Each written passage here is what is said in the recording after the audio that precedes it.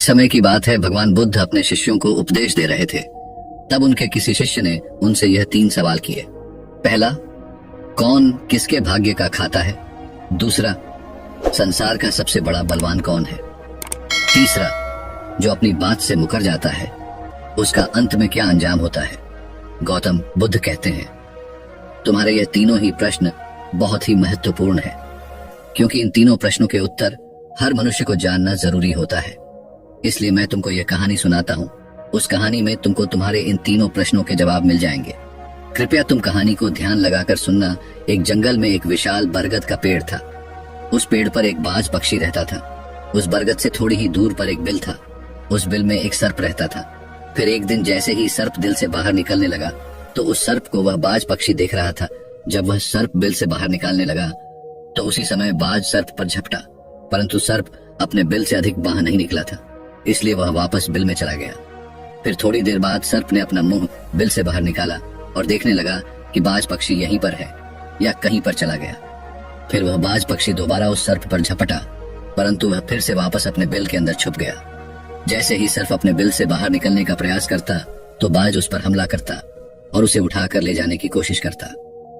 बाज मन में सोच रहा था कि जब भी तू बाहर निकलेगा तो मैं तुझे अपना भोजन बना लूंगा, और सर्प उस बाज के डर से बिल में छुपा रहता है। जब सर्प को उस बिल में रहते हुए काफी समय हो जाता है तो सर्प मन में विचार करने लगता है कि यदि राजा विक्रम कहीं से आ जाए तो वह दूसरों के कष्टों का हरण करते हैं, और राजा विक्रम ही ऐसे हैं जो मुझे इस बात से बचा सकते हैं। तो राजा विक्रम को याद करता हुआ सर्प उस बिल में छुपा रहता है, और जो भी उस मार्ग से निकल कर जाता तो उसे सर्प कहता कि भाई कोई मेरी बात राजा विक्रम तक पहुंचा दो, या मुझे राजा विक्रम से मिला दो तो मैं उसका जीवन भर एहसानमंद रहूंगा। फिर एक दिन राजा विक्रम, जो दूसरों के दुखों को दूर करते थे, वह जंगल में जा रहे थे और उसी मार्ग से निकल कर जा रहे थे। तभी सर्प को पता चला कि रास्ते से कोई जा रहा हो, तो वह सर्प बिल के अंदर से ही कहने लगा, भाई कोई मुझे राजा विक्रम से मिला दे तो मैं उसका जीवन भर एहसानमंद रहूंगा। यह बात जब राजा विक्रम ने सुनी तो राजा विक्रम कहने लगा, क्यों भाई, आपको राजा विक्रम से क्या काम है? तो सर्प कहने लगा, देखो भाई, राजा विक्रम दूसरों के दुखों का हरण करते हैं और मैं बहुत दिनों से इसी बिल में पड़ा हुआ हूँ। मैं बहुत दुखी हूँ। यदि मैं इस बिल से बाहर निकलता हूँ तो इस वृक्ष पर एक बाज पक्षी का निवास है। वह बाज मुझ पर उसी समय हमला करता है, इसलिए मैं इस बिल से बाहर नहीं निकलता हूँ और ना ही मुझे कुछ खाने को मिलता है। मैं ऐसे ही इस बिल में पड़ा हुआ हूँ, ऐसे ही अपना जीवन व्यतीत कर रहा हूँ। राजा विक्रम कहने लगे कि हे सर्पराज, मैं ही राजा विक्रम हूँ, बताओ तुम्हारे कष्ट का निवारण कैसे करूं? तो सर्प कहने लगा, हे महाराज, जैसा आपको उचित लगे ऐसा ही कीजिए, लेकिन मेरा इस बात से पीछा छुड़ा दीजिए, नहीं तो यह एक दिन मुझे मार डालेगा। राजा विक्रम कहने लगे, हे सर्पराज, तुम कहो तो मैं तुम्हें इस वन में कहीं दूर छोड़ दूं। सर्प कहने लगा, महाराज, जब आप मुझे दूर छोड़ने जाओगे तो ये बाज हमें देख लेगा और ये वहीं पर जाकर फिर से बैठ जाएगा और मौका मिलते ही ये मुझे मार डालेगा। राजन, आप मुझे कुछ समय के लिए आपके अंदर में बिठा लीजिए। आप पेट में बैठने के लिए मुझे स्थान दे दीजिए। जब इस बाज को पता नहीं चलेगा कि सर्प कहाँ गया, और मैं तुम्हारे साथ इस वन से बहुत दूर चला जाऊंगा, और आगे जाने के बाद मैं तुम्हारे पेट से बाहर आ जाऊंगा। राजा विक्रम कहने लगे, ठीक है सर्पराज, आप मेरे पेट में प्रवेश कर जाइए।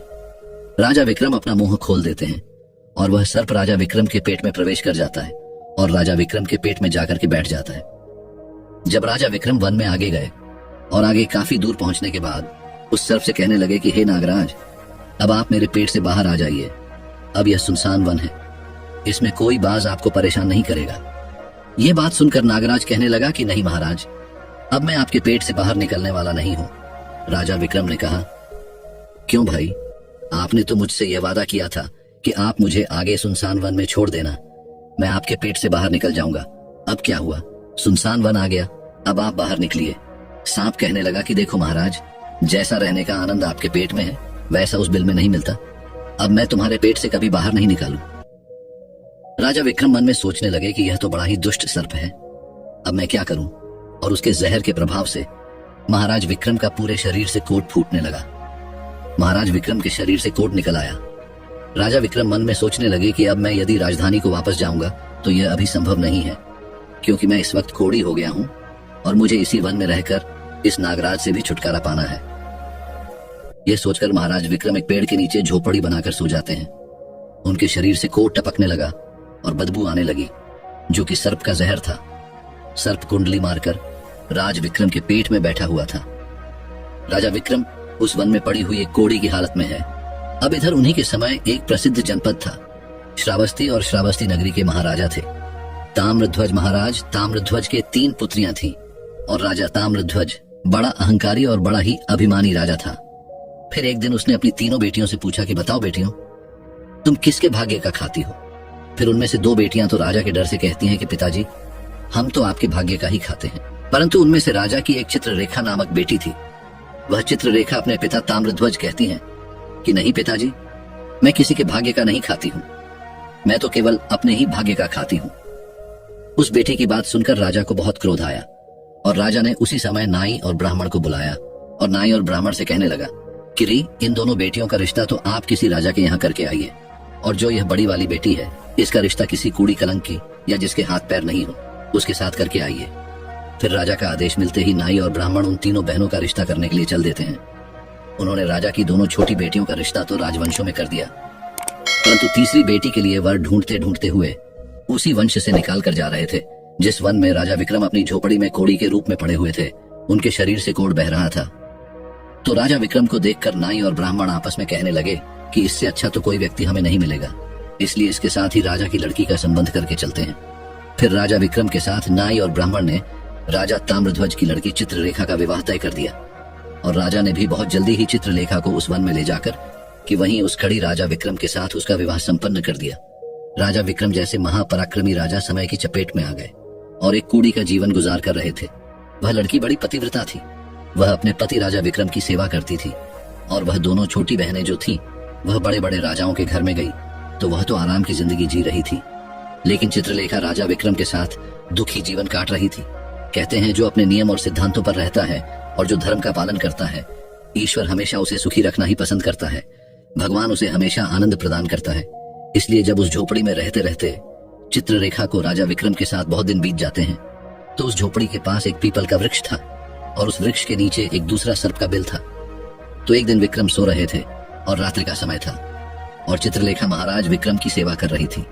उसी समय उस बिल से एक सर्प बाहर निकलता है और बाहर निकलकर जो राजा विक्रम के पेट में सर्प था उस सर्प से कहने लगता है, अरे दुष्ट, अपने वचन से मुकर गया।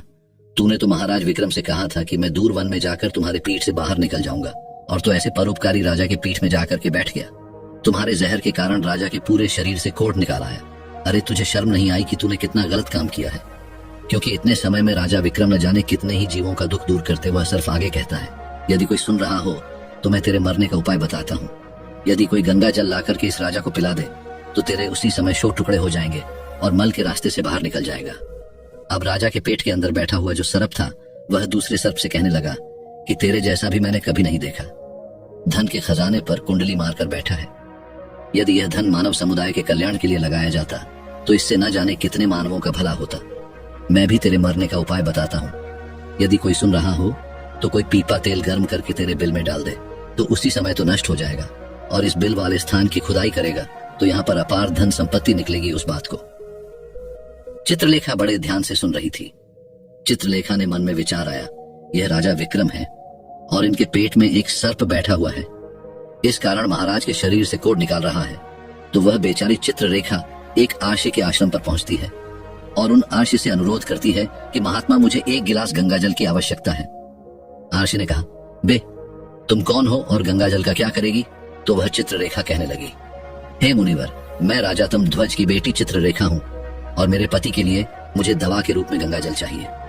उस आशी ने उसे 1 गिलास गंगाजल दे दिया। अब चित्ररेखा गंगाजल लेकर जल्दी ही महाराज विक्रम के पास पहुंच गई और पहुंचकर महाराज विक्रम से कहने लगे कि महाराज, यह दवाई है, आपके कोढ़ को सही करने के लिए आप इसे ग्रहण कीजिए। राजा विक्रम उस गंगाजल को पी गए और जैसे ही राजा विक्रम ने उस गंगाजल का पान किया तो उस सर्प के उसी समय 100 टुकड़े हो गए। जो पेट में था वह सर्प नष्ट हो गया। वह धीरे धीरे राजा के शरीर से मल के रास्ते से बाहर निकल आया। अब तो राजा का कोढ़ धीरे धीरे सही होने लगा और कुछ ही दिनों में राजा का कोढ़ बिल्कुल सही हो गया। राजा का पूरा उपचार हो गया। राजा पहले की तरह स्वस्थ हो गए। अब राजा विक्रम से चित्ररेखा कहने लगी, हे महाराज, मैं एक स्त्री हूँ, इस शहर में नहीं जा सकती हूँ। आप शहर में जाइए और एक पीपा तेल का लेकर आ जाए। राजा विक्रम कहने लगे कि चित्ररेखा, उस तेल का तुम क्या करोगी? चित्ररेखा ने कहा, महाराज, आप पहले तेल का पीपा लेकर आइए, फिर मैं आपको बताऊंगी। फिर चित्ररेखा की बात सुनकर राजा विक्रम बाजार में जाते हैं और वहां से एक पीपा तेल का लेकर आते हैं।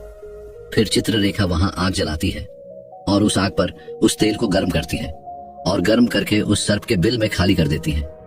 जैसे ही उस बिल में वह गर्म तेल डाला गया तो सर्प की मृत्यु हो गई।